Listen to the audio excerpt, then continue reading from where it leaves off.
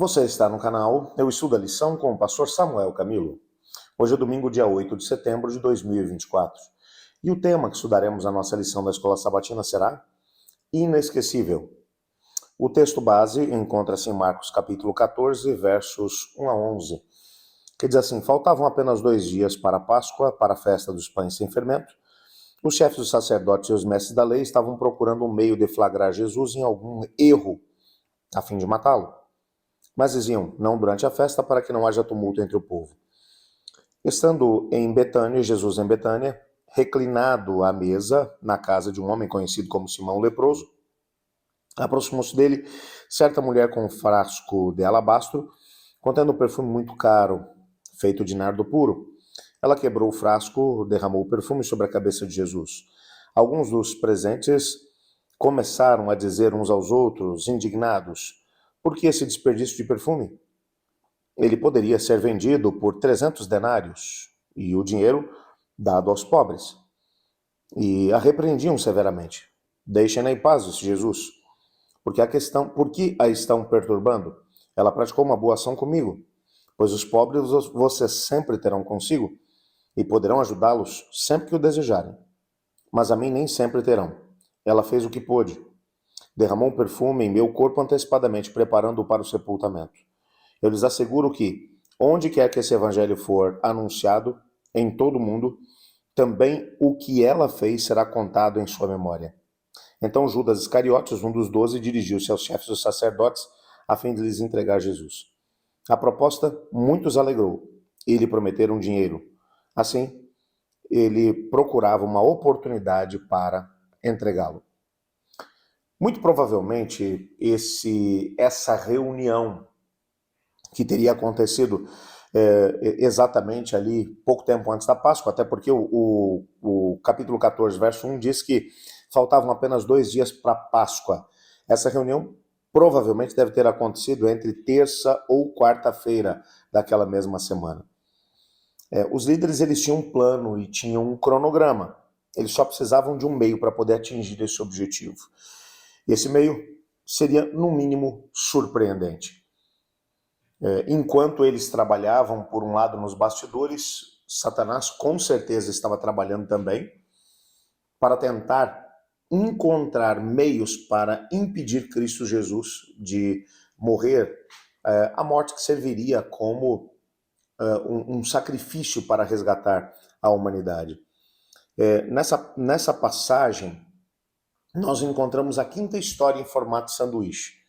Nessa história, você vai encontrar a conspiração que está acontecendo em relação a Cristo Jesus. Começa exatamente com isso. Tem uma reunião que está acontecendo na calada da noite entre os líderes religiosos e, por outro lado, enquanto essa reunião está acontecendo, eles tomam a decisão de que eles vão matar Jesus, vão ficar atentos para encontrar um meio, para encontrar uma justificativa para isso, mas não durante a festa, para que não houvesse nenhum tipo de problema. E Marcos agora vai contar uma outra história que está acontecendo agora nesse intervalo. É Jesus no jantar em Betânia, na casa de Simão o leproso. O texto está falando aqui de um momento realmente tremendo. Marcos não vai dar nome à mulher, mas ele vai mencionar que essa mulher ela vai pegar um perfume, que é um vaso que contém, está contido num vaso de alabastro. Esse vaso, ele contém nardo puro, avaliado num primeiro momento em algo em torno de 300 denários, que seria o equivalente ao salário de um ano de um trabalhador comum. Era um perfume realmente muito caro. A discussão começa a acontecer ali durante a festa, na perspectiva de Marcos, por causa do perfume. Os discípulos começam a repreender severamente a mulher. Por que esse desperdício, esse perfume podia ter sido vendido, o dinheiro dado aos pobres? Marcos deixa nas entrelinhas o fato de que Judas era desonesto. João vai ser explícito. João, no seu evangelho, especificamente no capítulo 12, versos 4 a 6, ele vai mencionar, ele na verdade não estava preocupado com os pobres, ele queria o dinheiro porque ele era desonesto, ele era ladrão. João dá nomes aos bois. Mas o que vai acontecer no meio dessa história toda é que Jesus vai se posicionar e vai dizer: deixem-na em paz. Porque vocês estão criticando-a porque ela fez uma boa ação para comigo? Os pobres vocês sempre terão com vocês. A mim não. Mas ela se antecipou e ungiu meu corpo para o sepultamento, que vai acontecer muito em breve. E aonde esse evangelho do reino for pregado, a história dela vai ser contada para testemunho seu. O que é interessante é que o texto também vai deixar claro que essa história foi imortalizada. E quando você olha para os 4 evangelhos, todos eles contam essa mesma história, cada um deles na sua perspectiva.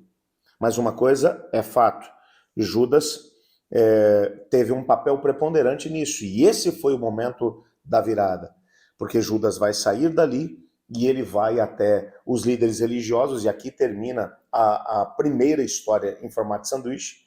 Os líderes estavam tramando, acontece a festa em Betânia, Jesus é ungido, Judas fica chateado com aquela postura, e ele agora vai procurar os líderes religiosos para poder tentar receber alguma coisa por entregar a Jesus, e a partir daquele momento ele começa a buscar uma oportunidade só para colocar em andamento aquilo que ele já tinha decidido. Nesse texto você encontra decisões que são tomadas por todos esses indivíduos que aqui se encontram.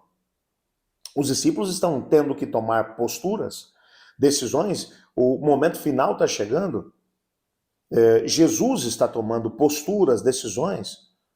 Os líderes religiosos estão tomando decisões. Judas está tomando decisões. A mulher está tomando também uma decisão.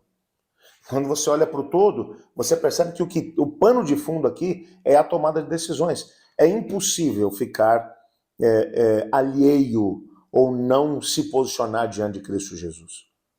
Quando você está diante dele, você é chamado a tomar uma postura, a tomar decisões. A decisão mais acertada é sempre aceitar Jesus como Senhor e Salvador. Você vê, por um lado, a atitude da mulher, que toma a decisão de seguir a Jesus, que toma a decisão de louvar a Jesus, e ela faz isso de uma forma extraordinária, empreendendo grande parte dos recursos que ela tinha para poder conseguir esse perfume caríssimo. E por outro lado você encontra Judas tentando tirar alguma coisa da parte de Jesus. Todos fazem decisões. O final das histórias é algo surpreendente. Judas vai terminar a sua história tirando a própria vida. Por outro lado, a mulher, a sua história é imortalizada no Evangelho. Nessa perspectiva, somos também chamados por Cristo para tomar posturas, decisões. Quem é Jesus para você? Espero que seja alguém tão valioso quanto o era para aquela mulher. Ore comigo. Obrigado, Pai, por tua palavra, por sabermos que o Senhor nos ama. Obrigado pelo Evangelho que nos mostra pessoas tomando decisões ao lado de Cristo. Ajuda-nos a tomarmos também as nossas. Colocamos diante do Senhor cada pedido que, nesse momento, se levanta no nosso coração, clamando para que o Senhor possa intervir de acordo com a tua vontade. Em nome de Jesus que oramos. Amém. Eu estudo a lição e você?